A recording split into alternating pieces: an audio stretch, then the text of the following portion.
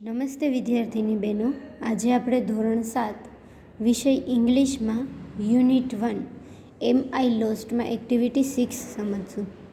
Activity 6 એ read the dialogue, એટલે તમને ડાયલોગ રાઇટિંગ આપેલું છે, એ આપણે સમજવાનું છે. નામ છે ફ્રોમ કેડી ટુ રોડ વાયા લક્ષ્મી. કેડી એટલે કેડી, આપણે જે ગુજરાતીમાં રસ્તાને કેડી કહીને બોલાવીએ, કેડી એટલે રસ્તો.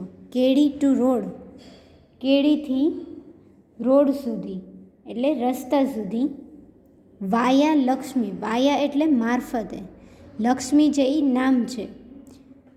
કેડીથી રોડ રસ્તા સુધી લક્ષ્મી મારફતે, એટલે આ ડાયલોગ રાઇટિંગમાં તમને લક્ષ્મી છે એ કેડીથી રસ્તા સુધીનું અંતર બતાવશે.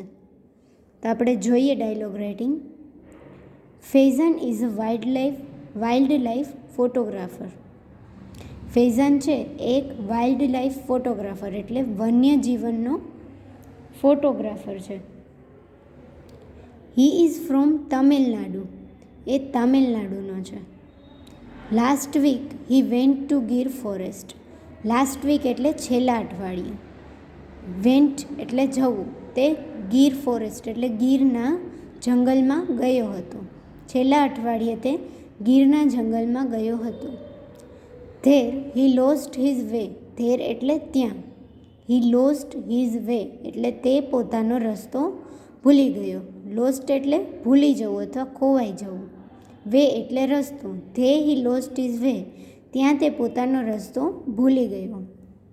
He asked Lakshmi, a girl from Gir, to help him. He asked Lakshmi, a girl from Gir. Lakshmi એક છોકરી જે ગીરમાં રહેતી હતી. ફ્રોમ ગીર એટલે ગીરની. એને મદદ કરવા માટે કહ્યું. આસ્ક્ડ એટલે કહેવું. Lakshmi is in standard 7. Lakshmi 7મા ધોરણમાં ભણે છે. She was not able to speak English properly. એટલે લક્ષ્મી છે એ હજી સુધી ઇંગ્લિશ બરાબર રીતે બોલી શકતી નથી. પ્રોપરલી એટલે બરાબર રીતે. એબલ એટલે સક્ષમ હોવું અને નોટ એબલ એટલે સક્ષમ ના હોવું. એટલે લક્ષ્મી અંગ્રેજી બોલવામાં હજી એટલી સક્ષમ નથી. On the other side Faizan was not able to understand Gujarati. On the other side એટલે બીજી બાજુ. Faizan was not able to understand Gujarati. Understand એટલે સમજવું. ફૈઝાન છે તે ગુજરાતી સમજવામાં અસક્ષમ હતો. લક્ષ્મી ઇંગ્લિશ નથી બોલી શકતી અને ફૈઝાન ગુજરાતી સમજી નહોતો શકતો. Was Lakshmi able to help him? પ્રશ્ન પૂછે છે કે શું લક્ષ્મી એને મદદ કરવા માટે એને મદદ કરી શકશે ફૈઝાનને? લેટ્સ સી, ચાલો આપણે જોઈએ. તો હવે ડાયલોગ છે લક્ષ્મી અને ફૈઝાન વચ્ચે જે વાતો થઈ એ. ફૈઝાન કહે છે, હે એક્સક્યુઝ મી. એક્સક્યુઝ મી એટલે સાંભળો. હે એક્સક્યુઝ મી, એ મને સાંભળો. Lakshmi accuse. What accuse? Lakshmi છે એ એક્સક્યુઝ મી સમજી નથી શકતી એટલે એ બોલે છે એક્યુઝ. એટલે શું થાય? Faizan, I lost my way. I want to go out from this જંગલ. ફૈઝાન કહે છે આઈ લોસ્ટ માય વે, હું મારો રસ્તો ભૂલી ગયો છું. આઈ વોન્ટ ટુ એટલે વોન્ટ એટલે ઈચ્છા હોવી. ગો આઉટ એટલે બહાર જવું. ફ્રોમ ધીસ જંગલ એટલે જંગલમાંથી બહાર જવું. મારે આ જંગલમાંથી બહાર જવું છે. ફૈઝાન કહે છે હું રસ્તો ભૂલી ગયો છું અને મારે આ જંગલમાંથી બહાર જવું છે. લક્ષ્મી કહે છે, Lakshmi says go out. Go out એટલે બહાર જાઓ. વાય કમ ઇન જંગલ. વાય એટલે શા કારણે, શેના માટે. કમ એટલે આવવું, ઇન જંગલ. લક્ષ્મી કહે છે બહાર જાઓ, તમે જંગલમાં કેમ આવ્યા છો? Faizan, I do not know the road. એટલે મને રસ્તાની ખબર નથી. Lakshmi says road not in the jungle. કેડી. વોક ઓન ધ કેડી. લક્ષ્મી બરાબર રીતે અંગ્રેજી નથી બોલી શકતી પણ એની રીતે બોલે છે. એ કહે છે રોડ નોટ ઇન ધ જંગલ, એટલે એનો મતલબ થાય કે રોડ છે એ જંગલમાં ન હોય, જંગલમાં રોડ નથી. કેડી, વોક ઓન ધ કેડી, એટલે જંગલમાં કેડી હોય, તમે કેડી પર ચાલો. Faizan, okay I will walk on the કેડી, but which, what's your name? Faizan કહે છે ઓકે બરાબર છે, I will walk on the કેડી, હું કેડી પર ચાલીશ, પણ કઈ?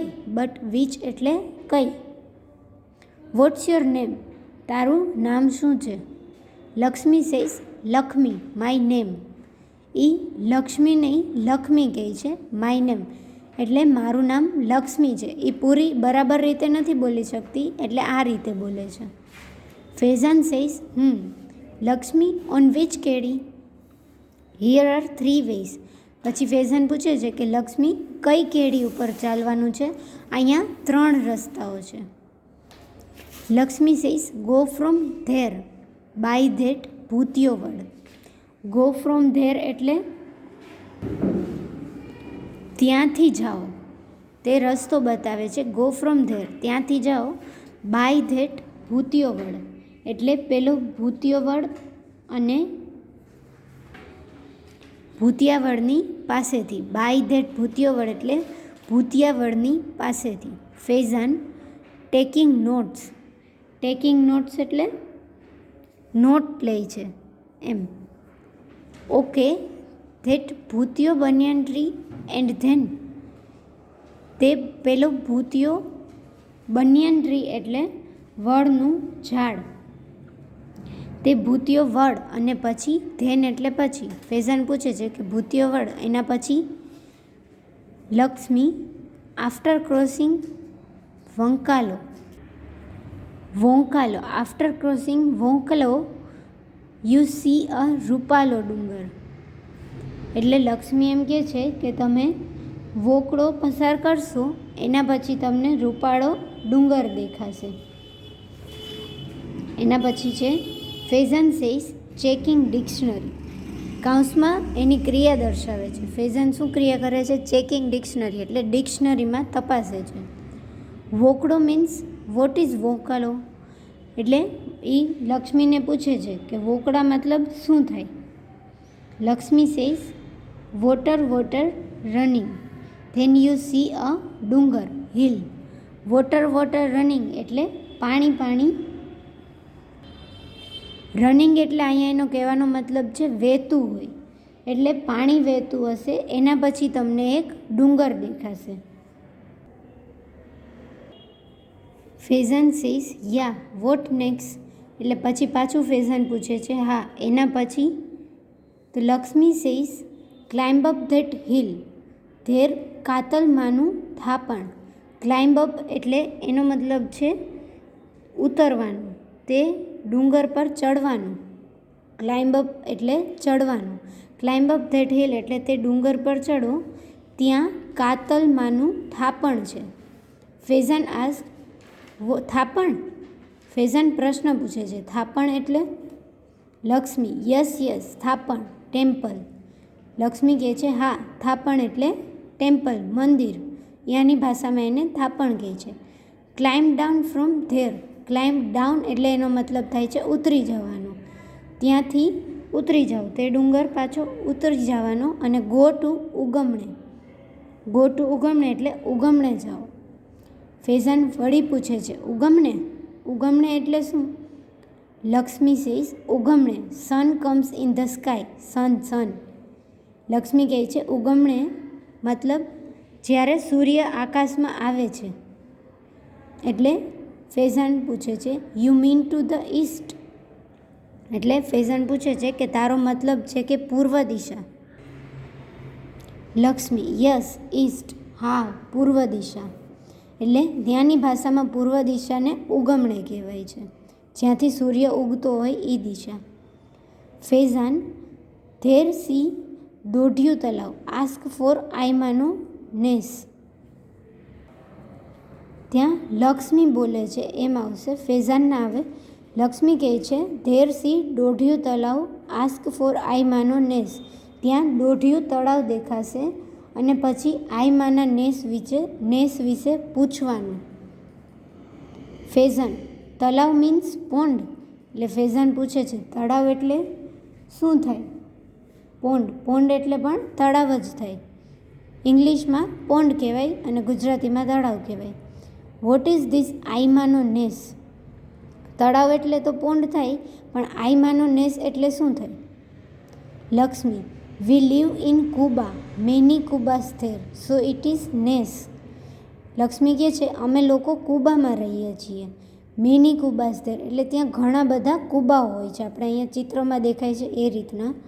સો ઇટ ઇઝ નેસ, તો એ જગ્યાને નેસ કહેવાય છે. ફેઝાન, યુ લીવ ઇન જંગલ, aren't you afraid of the Lions? Faizan કહે છે તમે લોકો જંગલમાં રહ્યો છો, તો તમે લોકો સિંહથી બીતા નથી? અફ્રેડ ઓફ એટલે ડર લાગવો. તો તમને લોકોને સિંહનો ડર નથી લાગતો? લક્ષ્મી સેઝ, સાવજ, સાવજ અવર દેવતા, વી લવ સાવજ એન્ડ સાવજ લવ્સ અસ. લક્ષ્મી કહે છે સાવજ, સિંહને સાવજ કહે છે લક્ષ્મી, એ અમારા દેવતા હોય. અવર દેવતા એટલે અમારા દેવતા છે. વી લવ સાવજ એન્ડ સાવજ લવ્સ અસ એટલે અમને લોકોને સાવજ ગમે છે અને સાવજને પણ અમે લોકો ગમીએ છીએ. We live together, sometime we fighting but it is okay. અમે લોકો સાથે રહીએ છીએ. લીવ ટુગેધર એટલે સાથે રહેવું. સમટાઈમ વી ફાઇટિંગ એટલે ક્યારેક ક્યારેક અમે ઝઘડો પણ કરીએ છીએ, બટ ઇટ ઇઝ ઓકે પણ એ ચાલે છે. ક્યારેક ક્યારેક અમે લડીએ પણ એ ચાલે છે. Faizan says, can you take me to your home? Faizan લક્ષ્મીને પૂછે છે કે શું તું મને તારા ઘરે લઈ જઈ શકે છે? Take me to your home, take એટલે લઈ જવું. લક્ષ્મી, હા હા, કેમ નહીં, હાલને. એ ગુજરાતીમાં બોલે છે લક્ષ્મી કે હા હા કેમ નહીં, હાલને. ઓ વેલકમ, લેટ્સ ગો. પછી ઇંગ્લિશમાં બોલે છે વેલકમ, તમારું સ્વાગત છે. લેટ્સ ગો, ચાલો આપણે જઈએ. માય મા બાપા વિલ બી હેપી, મારા મા બાપા છે તે ખુશ થઈ જશે. Faizan went to her home, પછી ફેઝાન એના ઘરે જાય છે. He talk with people of નેસ, એ ત્યાં નેસના લોકો સાથે વાત કરે છે.